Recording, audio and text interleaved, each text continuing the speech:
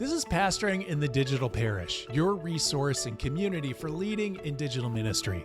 My name is Ryan Dunn, and soon we're going to meet Mitchell Atencio, who is our adjunct professor for this session. We're going to kind of do a deep tech dive in this session, talking about some concepts whose relevancy is not fully obvious right now for digital ministry, but their time is coming quickly.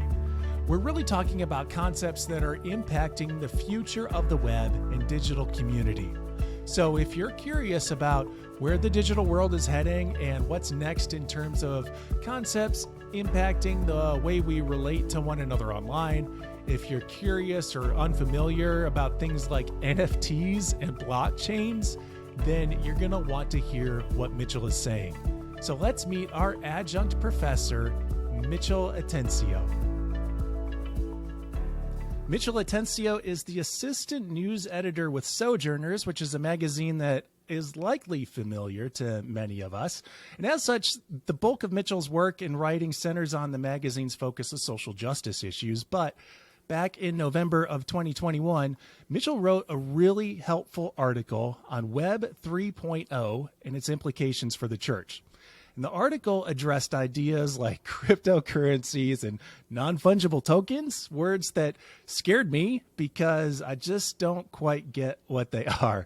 And in having conversations about this since then, I know I'm not alone. So Mitchell, thanks for that help that you've offered in relieving some of that fear. And thanks for being willing to spend some additional time with us in talking about that stuff. I really appreciate you being here.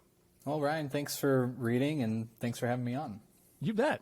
Well, let's start with the beginning and just how you got wrapped up in this kind of technical lingo and what spurred you to write about it for Sojourners. Yes, I've been a reporter now for almost over 5 years, a little over 5 years. And when I was in college at Arizona State, I was covering the state legislature. And there was a guy in the state legislature who introduced a bill that would allow people to pay their taxes in cryptocurrencies.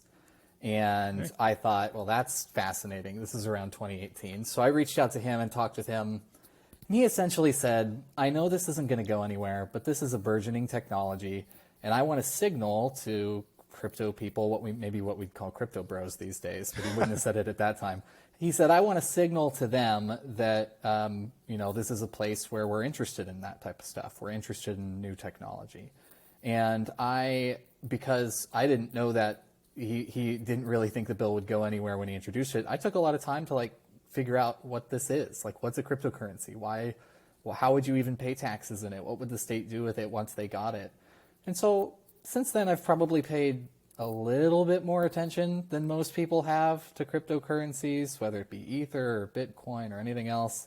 But I really hadn't paid that much attention until a friend of mine who now works at the company Rainbow, which is a digital wallet, a term we can talk more about later if we need to. All right. He started working there, and because we're friends, I was following it, and I just asked him, I said, can we sit down for an hour and just talk about all the ways this might intersect with church? And I can throw things at the wall and you tell me what would stick and what would make sense. So we did that. And after that, I came away with a feeling of this is something worth paying attention to. Wherever it's going to go, however we feel about the technology and its uses, this is something that is worth thinking about, reading about, writing about. And that was kind of how I got spurred on to writing this article. Were there some churches that you had heard about that had started to make some inroads or, maybe start using cryptocurrency? No, not at the time, actually. We really just kind of talked about all the possible futures of from cryptocurrency tithing to NFTs for Bible studies, things like that, right? We just kind of brainstormed what might the world look like in 50 years if it goes the way he thinks it's going to go. But I hadn't heard of any churches or pastors or anything that notable. There was somebody who had created a cryptocurrency called Jesus Coin or something like that, but it was very gimmicky and not a serious endeavor. So this was really kind of like that Arizonian senator who was like, the technology isn't there yet, but it's coming, and so we need to be aware of it. So Yep. I know that several of our listeners are aware of a lot of these technologies because we've had kind of offline talks about them. But in order to bring some of our other people up to speed, I think we need to kind of start with the high-minded, overarching umbrella of this whole new kind of phase of technology, which is Web 3.0. Can you describe for us what Web 3.0 is? Yeah, I think the best way to do it is to figure out what 1 and 2 were, right? If you're first hearing about Web 3.0, you want to know, well, what came first.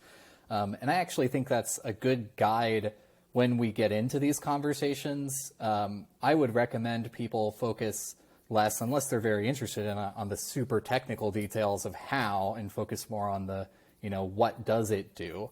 So let's start. Web 1.0 was kind of what was coming around in the early 90s as computers started to be able to connect to the internet, right? We called it the read-only era. So what the metaphor I use in the article is to say that, it was a digital brochure or a bulletin that you could put online. Somebody with coding ability could make something that could go online, and you could open your computer and look at it. That was it. You could read it. Maybe you could see a photo. And Web 2.0 is the one that people are most familiar with. That's when really a lot of us started using the internet, was when we could start doing read and write, as they call it. And the write is less about coding in the background and more about creating content that people would see. So I remember when I was young, I would read an article on Yahoo Sports, and I would type up a comment about how I thought Tim Tebow was the best quarterback in all of college football, and I'd hit send. And that's the right example, right? It's chat forums, it's social media, it's YouTube uploading videos for people to be able to look at. And that's, what most of us use, what we're most familiar with, what is really all across the entire internet. Okay. It kind of gives the user a voice in a sense. Yeah. It gives people a voice, gives people ability to create their own content that is going to be interacted with by other internet users and not just like the host of a website. And Web 3.0 is kind of still in development. And anything in development, it's going to be in contention about what fits, what doesn't. But blockchains, cryptocurrencies, these are definitely things that fall under the category of Web 3.0. And as I've kind of heard it described, decentralization is a key part of Web 3.0. So a good way would be to compare to Web 2.0. Think about social media. Under Web 2.0, when we go on Facebook or Twitter, those companies are what are hosting our ability to post, our ability to create, our ability to have accounts. And under Web 3.0, it wouldn't be a company, but it would be probably a blockchain that backs those things up. And it's a very complicated technology that we could talk about how it works. But what I try to tell people is don't focus so much on the how, just focus on the what, the application. So rather than a single company or computers or anything blacking it up, it's code. It's internet code that is written, that is very complicated. It's verified by every user in the system over time. And so no one person is going to have moderation control. No one person is going to be able to shut down the entire network. If you remember, I think around October of 2021, Facebook went down for a long time, their apps, everything. And that's not the type of thing that would happen under Web 3.0. Okay. Are there some technologies now where we really see this decentralized or blockchain method of being in action? Besides, cryptocurrencies and NFTs, there's very little. Okay. These are not coming into play in people's everyday lives all that often. And they probably won't, even for a few more years as technology starts to get adopted in the way that it often does. Okay. Well, as we start to future envision, maybe you can recall back to that conversation that you had with the futurist. What are some of the implications of Web 3.0 for church world? Well, I think one of the potential implications, and all of this should kind of be prefaced with the idea that a lot of this depends on what people want to happen, and a lot of this depends on what people are willing to let happen.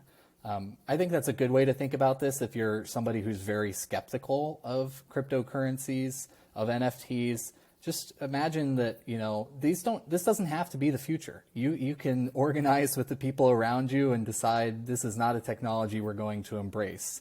But some of those possibilities, you can have currencies that you're able to send anywhere in the world to anybody in the world about as fast or faster than you can do it now. And for some people, they think, well, what's great about that? I can use PayPal, I can use Zelle, I can use Venmo.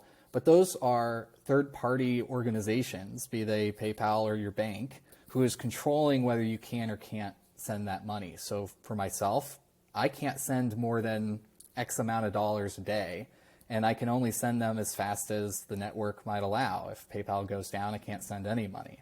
And those two things would change with cryptocurrencies. And they do change with cryptocurrencies currently. If you want to use a cryptocurrency, you can send it anywhere to anybody, and it's going to take as long as the network can take to verify that transaction and to write it onto the blockchain. So for wealth redistribution, if you're a church that cares a lot about sending money to churches in poor parts of the world, poor parts of the country, or if you care a lot about redistributing the money of your own congregation, you're going to be able to do that easier and faster. It's going to be verified not by your bank or their bank or an intermediary. It's going to be verified through the process, the technology itself. Okay. All right. Well, and that makes sense from where I sit, working for United Methodist Communications, which is kind of an international organization. And we're based in the U.S., but one of the main difficulties we have in contracting internationally is how do we pay people?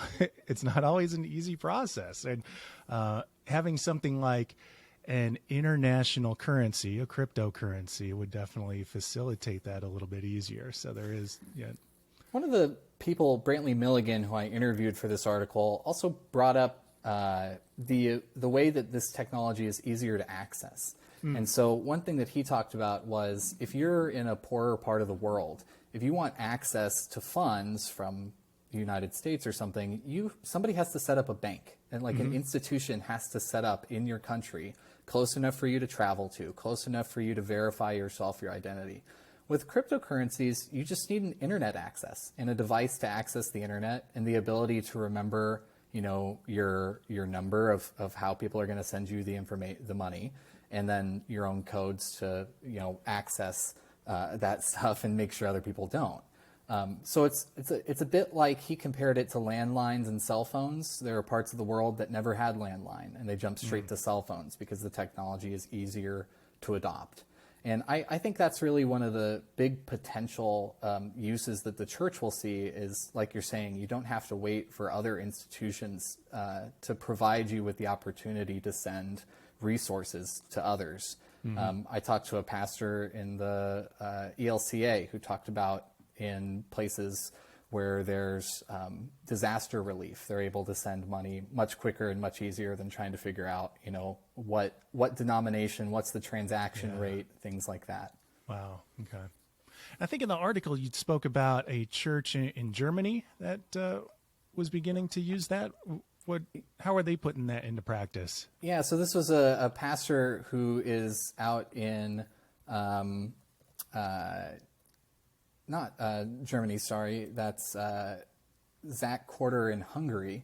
Yes. I think who we're talking about, and he's been writing basically a white paper and other documents and articles and columns and things, trying to convince the church to get more involved and trying to convince the church to use it in those sorts of ways. He's got all sorts of ideas that we don't get into in the article, but he was the one who had actually talked about disaster relief. Okay.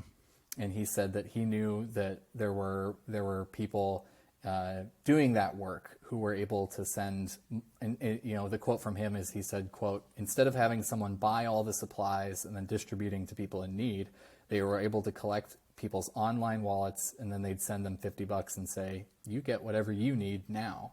And okay. Yeah. Well, that's a great way of kind of capturing how we can begin to employ some of these at least in this case, the cryptocurrency technology. Yeah. You've talked about blockchain and how that's a part of it.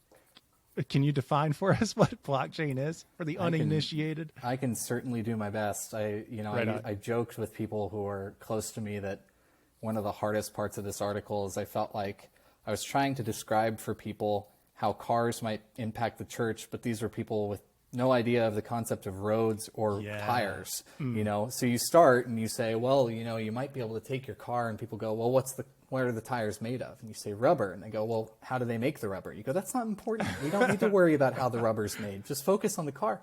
And that's not because people, don't know. It's just we don't think about the things that we don't use. I don't really know how email works, right? Like I type out an email and I put in someone's name at .com, but what does my computer do with that? How does it get it there? Yeah. I don't know the answer to these questions. I don't need to know the answer to these questions. And sometimes it is that way with this. So blockchains. Blockchains, again, are code, internet code, just like, people source coding a website to make it look pretty, to make it look nice. This is similar, but a lot more complicated. The metaphor that people often use, you can find it in other articles online, it's not original to me, is to think about every transaction on the blockchain as a receipt, someone writing down, here's a thing that happened. Mitchell sent Ryan X amount of the cryptocurrency. They write it down on a receipt, and it's going to go on the blockchain. But what is the blockchain? The first block is the starter block, the Genesis block. It's sometimes appropriately called for church contexts, right? And that is essentially a box filled with a bunch of receipts that are transactions, that are things that happened on the blockchain that is beginning. And from there, the next block that is created is another set of transactions that have been verified by the source code. So, you sent money to another person, someone else sent money to someone else, someone used the system to mine new money, to create new money on the system or cryptocurrency on the system. And all of those transactions get verified. They get grouped together. That grouping gets verified, so the receipts all get put into another box. And then that box gets tied to the one previously. So what makes blockchains very secure is that everything has to be verified, and then it references back to the verification that was done before. So every time that a new block on the blockchain is created, it references the block before it, which references the block before it, which references the block before it, which have all been verified. So to tamper with, a new one, to try and go in and make it look like I actually got, all your cryptocurrency, I would have to go back and tamper with everything else. And it's right now, it's a very complicated process that would take more computing energy than really anyone has, especially for verified blockchains. Okay.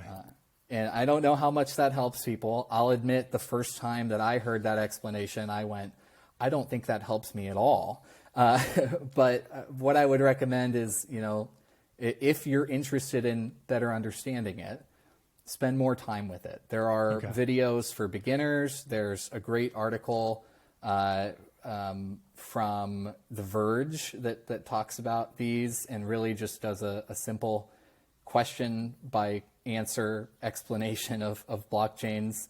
And then there are even deeper ones if you want to get into the code and the hash and how these things actually work on the back end. You can watch these long half-hour videos like I did to try and understand the technology. Yeah. Okay.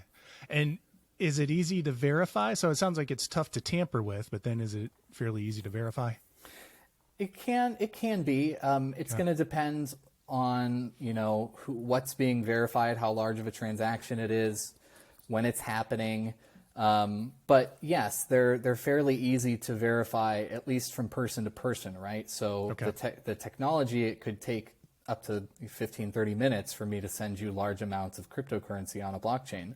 But I'm going to know that it's going to you, and you're going to know that you're getting it from me. There's not going to be any confusion about who it is, and it's not going to rely on, another institution to verify on our behalf and say, yes, Mitchell sent the money to Ryan. There are two different ways that verification can be done right now. Technologically, there's proof of work, which is a very complicated, energy-sucking process. It's what people do when they mine. It's blocks on the blockchain. It's where you get a lot of really good concern about the environmental impact, is because it takes a lot of computing power. You're having the computer essentially do a lot of really complicated math problems to verify the transaction. The second one is called proof of stake, which does not use as much computing power. It's essentially a mock process of the proof of stake, and or a mock process of the proof of work. And what that does is it requires users to take a stake in the verification of the blockchain. So the way that one of my sources explained it to me was, if you undermine the system in a proof of stake system, you undermine your own cryptocurrency. You undermine your own worth in it. So to get, no matter what, to get something out of a blockchain, you got to put something in, computing power, or you got to put in your own, you got to put something up for the system to verify. Not easy stuff. No, it's not. I'm taking down copious notes about what I need to follow up on getting to some of this stuff. It's interesting. I would really love to know or renote, because you made this connection already, how something like blockchain is relevant, or why it's going to be relevant for ministry or church world. Yeah, and that's really the question at hand, right? That's what everyone listening here, I hope, is thinking about. I would like to say that it's going to be relevant probably in the same ways that Web 2.0 was relevant. I actually opened the article talking about a 1995 column written by Bob Sabbath, our digital technologist, where he talks about the internet and the future of the church and what might happen. And if in 1995 you told people that the internet was going to be a big deal for church, they probably would not have believed that. They would have, been like, all right, maybe it'd be a small piece of what we do, but nothing's going to replace the newspaper. Nothing's going to replace face-to-face interactions. And now we can see even just something like this, like a podcast. It really does affect the operations of the church. And if people who are into cryptocurrencies and blockchain are right, then this is going to just be the groundwork of all our interactions on the internet in future. It's not quite right to think of this as a new tool that we might develop. It's not, it's not so much a scooter, which is a new way of getting from point A to point B. It's more like the road. It's how we are going to get from place to place. And that's what a lot of these people think the future of internet interactions will be, is on blockchains, social media sites, on money. There's varying predictions as to how big this is going to be. Yeah. Okay. All right. Yeah, that draws it together for me a bit. So as we think about how in years past, in using a 2.0 technology, churches really may have been focused on building up their website. And now we're beginning to maybe think about the ways in which we can move beyond that to a deeper form of relation through digital means by using some of these more interactive technologies. And I would just think about, there can be upsides and downsides to all of this. And that's a really important reason to think about this too, is we don't have to adopt a technology. It's trending that way. It sure seems like just nationally and across these richer countries that this is going to be something that is adopted. But the church doesn't have to go along with that if it doesn't want to. And for those who are more skeptical or feel like this is going to be a negative, those should be conversations that are being had. In my own experience, I grew up in a household that was very skeptical of social media, so I wasn't allowed to have a Facebook for a long time. And one of the pros of Facebook is they make it very easy to create events and to invite everybody who you'd want to invite to that event, right? You don't have to mail letters. You don't have to remember everyone's email address. You just invite my friend list. You look through your friend list to remember who you want to invite. But I didn't have Facebook. So there were times I missed youth group events because I didn't know they were happening. And if the church had been having conversations in 2005 or 2008 even about there's Facebook, there's social media, this is a new technology, how are we going to use it? Who's it going to benefit? Who's it going to leave out? Do people even want to adopt it? Then, those are the types of things that might not have happened. And they're, that's a benign example, but there are much bigger examples than that you could consider. Yeah, well, a relevant one, because a lot of us are still now in this reactive phase of Facebook, when Facebook itself has kind of moved post Facebook and moving on to Meta, right? So, we're still trying to catch up with the technology that was introduced 10 years ago. This is a chance for us to begin to future envision like a technology that seems pretty imminent. It's coming. And related to this blockchain stuff is this NFT technology, non-fungible tokens. I was having a conversation with one of our listeners, and he had said, well, I hope not to hear the term NFT for the next 30 days. Well, sorry to disappoint you, bud, because we're going to talk about NFTs right now. What are non-fungible tokens? Yeah, I resonate with a lot of whatever your friend said, just because if you're on Twitter, or even if you're not, you've probably heard more about NFTs than you ever thought you would. Yeah, so, and yet still not quite understanding what they are. So exactly. And that, I think, maybe part of what frustrates people is hearing so much about something that you just don't care about or understand, and it doesn't impact your everyday life. And I get that. Mm-hmm. And NFTs, non-fungible tokens, as you said, what are they? So on the blockchain, we've talked about cryptocurrencies, right? We've talked about the ability to send cryptocurrency from one person to another. But when you're sending cryptocurrency, that is just information inside of a non-fungible token that has been created. So when you send a cryptocurrency, it's basically an NFT that contains data of how much cryptocurrency you want to send from one person to another. But that's not what has to be contained in an NFT. Lots of things could. You could have information on a wedding invite, right? You could have information. You could have, people have put, I think, entire books into the data of an NFT. And what people are most common with now are people are putting JPEGs, so photo files or GIFs, right?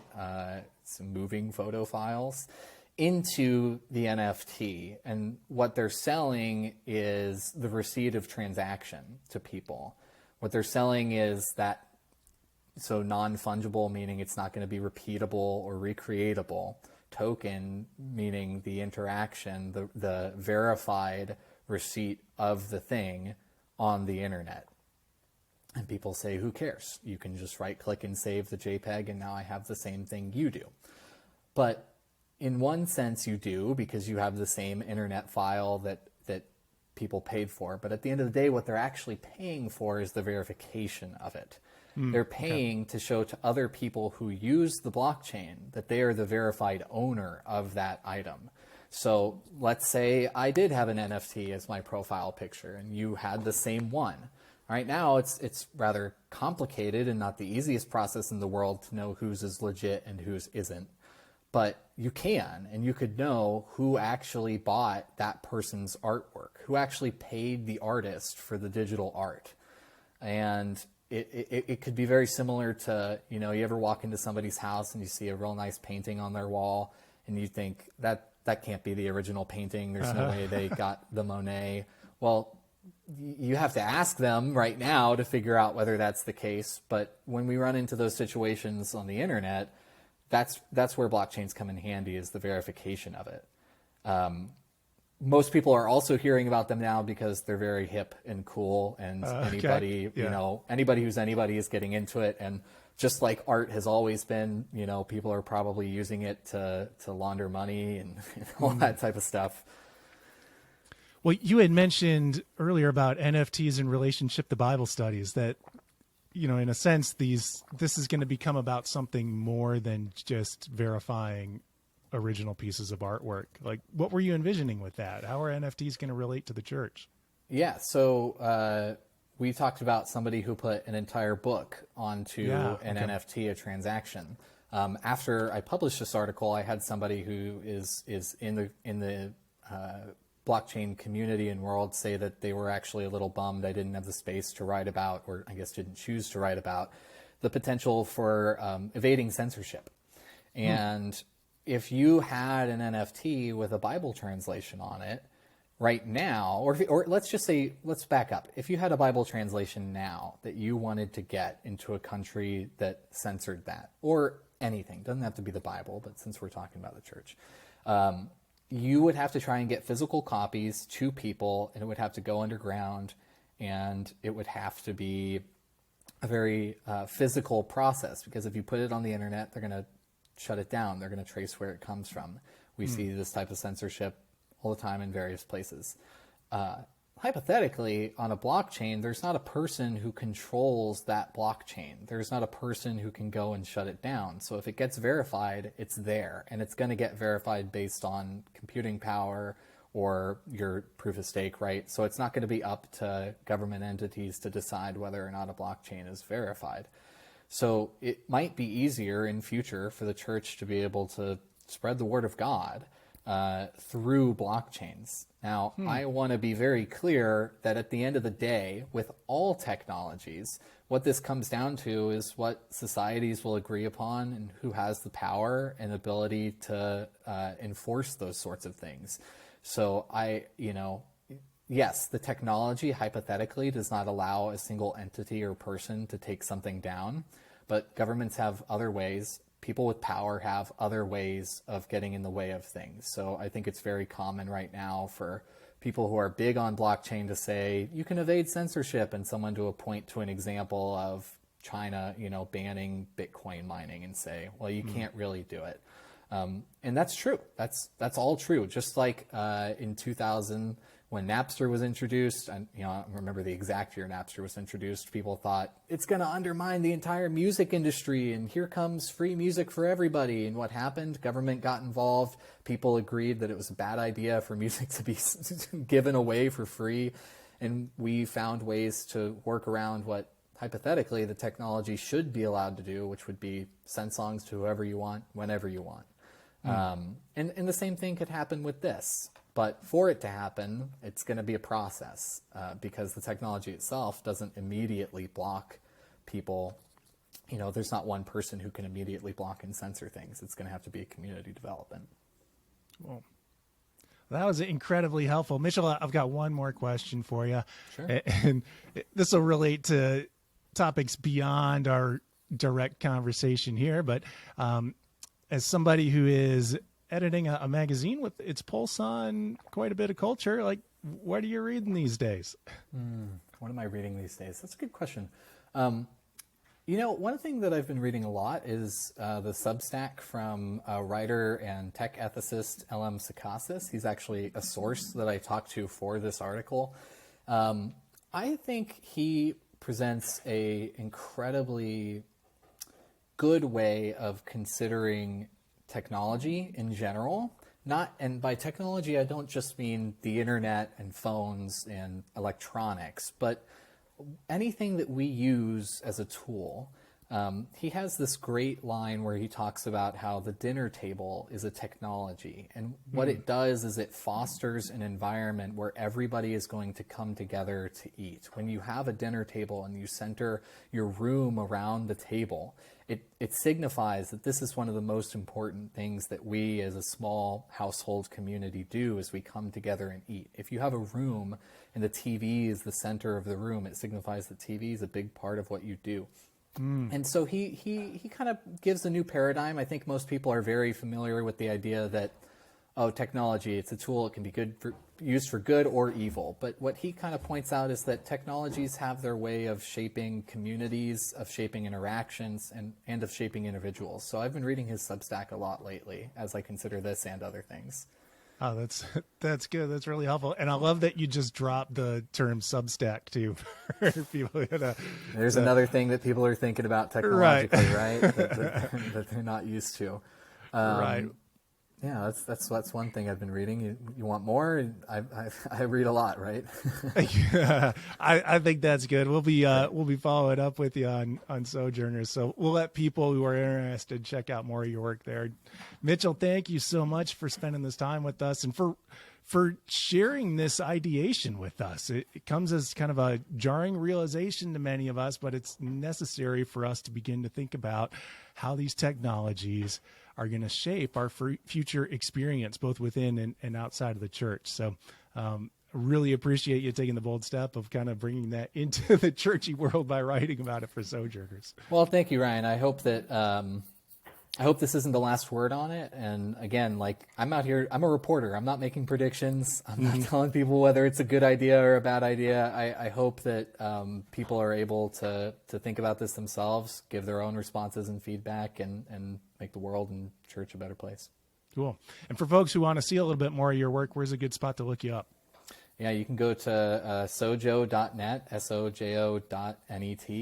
And that's where you can find most of the work I do. A lot of it is editing, not just writing. I edit all our news content for online. That's definitely the first place I'd point people. If you're interested in my ramblings on this and football and all those other types of things, you can always find me on Twitter. Just my name, @Mitchell Atencio. Cool. Mitchell Atencio, thank you so much. Thanks, Ryan. Thanks so much for participating in this session of Pastoring in the Digital Parish. You're going to want to click over to sojo.net to take a look at the great work that Mitchell Atencio and team are doing. And we've linked the particular article that drew us into conversation with Mitchell in the show notes for this episode. Pastoring in the Digital Parish is a resource from resourceumc.org, the online destination for leaders throughout the United Methodist Church. We're going to have a new session next week, but in the meantime, if you want to explore more on tech and web ministry, then check out our episode on getting started on Twitch or the episode called Building Influence on TikTok. This has been fun. My name is Ryan Dunn. If you have a question or suggestion for the podcast, send me an email at digitalparish@umcom.org. Thank you, and I'll talk with you soon.